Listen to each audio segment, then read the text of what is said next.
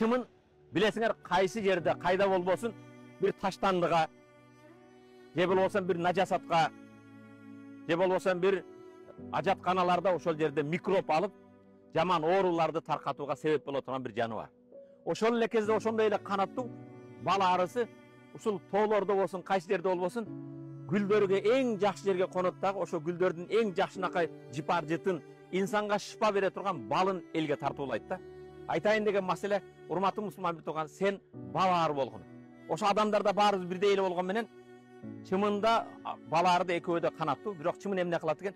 Кайсы жерде болсо таштандыга, башкаларга конуп алып, адамдарга микроб, башка вирус тарката турган болсо, балары болсо адамдарга дайым жыпар жыттуу балдарын, башкаларын шифа тартуулагандай, сиздерден да сураныч, урматтуу мусулман битуган, сен чымын болуубу, балары болууду өзүң тандайсың.